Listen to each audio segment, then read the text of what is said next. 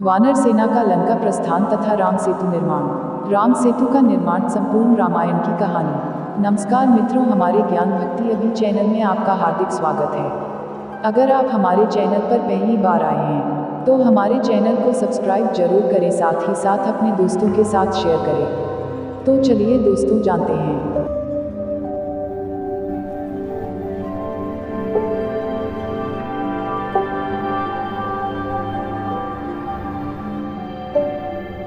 राम सेतु का निर्माण संपूर्ण रामायण की कहानी। अपनी जलती हुई पूंछ की आग बुझाने के बाद बजरंगबली हनुमान अंतिम बार माता सीता से मिलने के लिए जाते हैं। माता सीता गहरी चिंता में डूबी हुई थी जब से उन्हें खबर मिली थी कि रावण ने हनुमान की पूंछ में आग लगा देने का आदेश दिया है। इसलिए माता सीता ने अग्निदेव से प्रार्थना की थी कि वह हनुमान की पूंछ का एक बाल भी ना जलाएं। और हुआ भी यही कि अपने जलती हुए पूंछ से बजरंगबली हनुमान ने रावण की पूरी लंका जला दी, लेकिन उनकी पूंछ का एक बाल भी नहीं जला। अतः हनुमान आकर माता सीता को प्रणाम करते हैं और श्री राम के लिए कोई अपना संदेश देने के लिए कहते हैं। माता सीता हनुमान को भेंट के प्रमाण के रूप में यह बात बताती है कि जब इंद्र के पुत्र जयंत ने एक कौवे का रूप लेकर उनके पैर पर चोट मारी थी, तब श्री राम ने कुशा के एक तिनके को मंत्र उपचार के द्वारा उसके पीछे छोड़ा था कि वह तीनों लोगों में घूम कर भी उससे बच नहीं पाया था।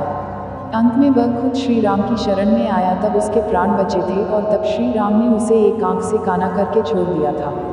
श्री राम को सीता से भेंट की शुभ समाचार मिलना। माता सीता का यह संदेश लेकर हनुमान जी महाराज से उड़ते हुए वापस आ जाते हैं। तरण अंगद, जामवंत और वानर दल के साथ आकर सीता माता से भेंट की सुखद समाचार श्री राम को सुनाते हैं। यह सुनकर श्री राम आत्मा विभोर हो जाते हैं। वह हनुमान को अपने हृदय से लगा लेते हैं और कहते हैं, हनुमान, आज तुमने मेरा सबसे प्रिय कार्य किया है।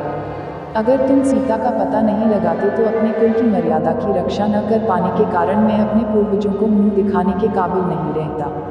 आज केवल तुम्हारे कारण ही मुझे सीता के सकुशल होने का संदेश मिला है। अब बिना समय गवाए मैं लंका जाकर उस दुष्ट पापी रावण को उसके कुकर्मों का दंड दूंगा। तब श्री राम सुग्रीव को निर्देश देते हैं कि आप अपनी सेना को एकत्रित करिए, हम कल के समय लंका के लिए कूच करेंगे।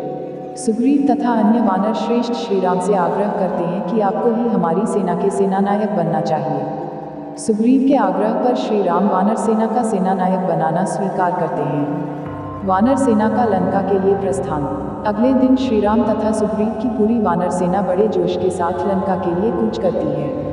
हर हर महादेव के नारे लगाते हुए सारी सेना उत्साह तथा उमंग के साथ आगे बढ़ती है।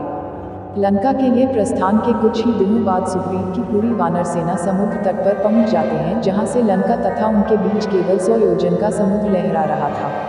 समुद्र की लहरों को देखकर जामवंत जी श्री राम से कहते हैं कि हे प्रभु, सीता माता की खोज के समय भी हम इसी स्थान पर आकर ठहर गए थे। उस समय बजरंगबली हनुमान की शक्तियों के कारण हमारा कार्य सिद्ध हो गया था, लेकिन अब परिस्थिति अलग है, क्योंकि इतनी बड़ी वानर सेना का एक साथ समुद्र पार करना असंभव है। वहीं दूसरी ओर लंका में रावण का छोटा भाई विभीषण भरी सभा में रावण को यह सम्मति देने का प्रयास करता है कि वह देवी सीता को श्री राम के पास आदर के साथ पहुंचा दे, इसी में सबकी भलाई है। इस पर रावण उसकी हंसी उड़ाते हुए उसका अनादर करता है तथा लात मारकर उसका मुकुट गिरा देता है।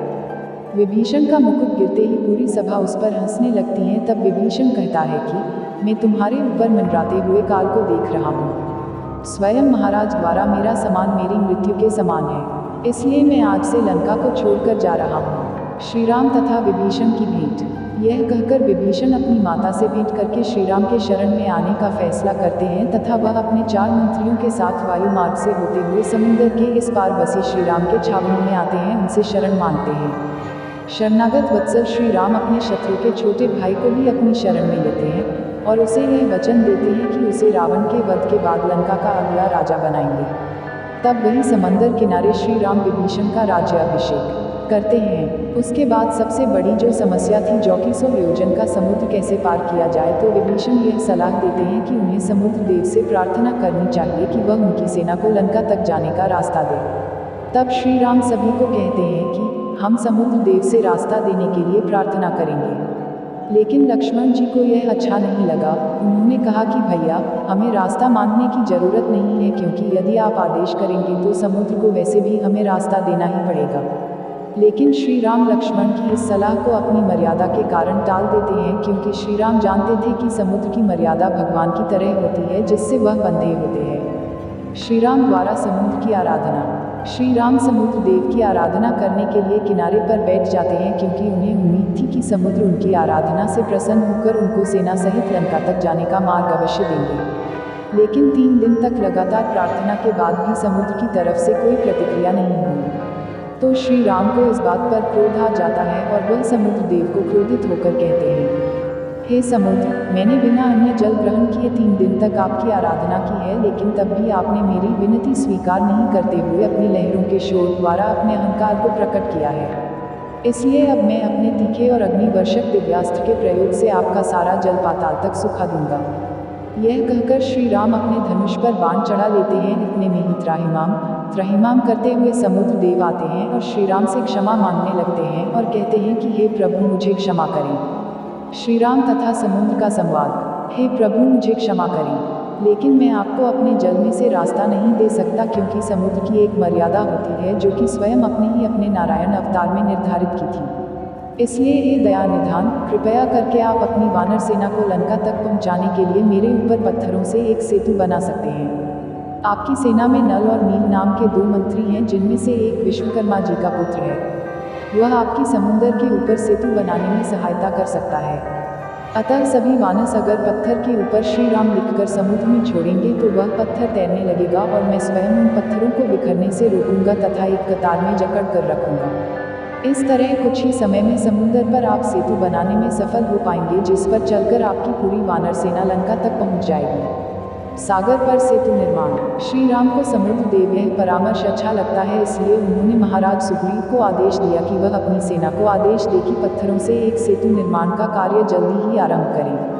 सभी वानर सेतु निर्माण में लग जाते हैं, जिसमें सभी वानर सैनिक पत्थर पर श्री राम का नाम लिखकर समुद्र में छोड़ रहे थे तथा श्री राम नाम के कारण सभी पत्थर पानी पर तैर रहे थे। सेतु निर्माण पूरा होने तक श्री राम वहीं समुद्र किनारे एक शिवलिंग स्थापित करके भगवान शिव की आराधना करने लगते हैं।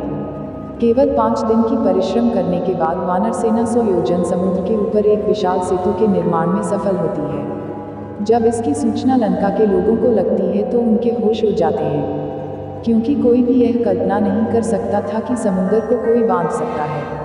लेकिन श्री राम की सेना में मात्र 5 दिनों में यह असंभव कार्य संभव करके दिखा दिया। रामेश्वर शिवलिंग। श्री राम द्वारा समुद्र के किनारे पर स्थापित किए गए शिवलिंग को रामेश्वर के नाम से जानते हैं। रामेश्वर का अर्थ होता है राम के जो ईश्वर है वह रामेश्वरम है, लेकिन भगवान शिव कहते हैं कि रामेश्वर का अर्थ होता है कि राम जिसके ईश्वर है।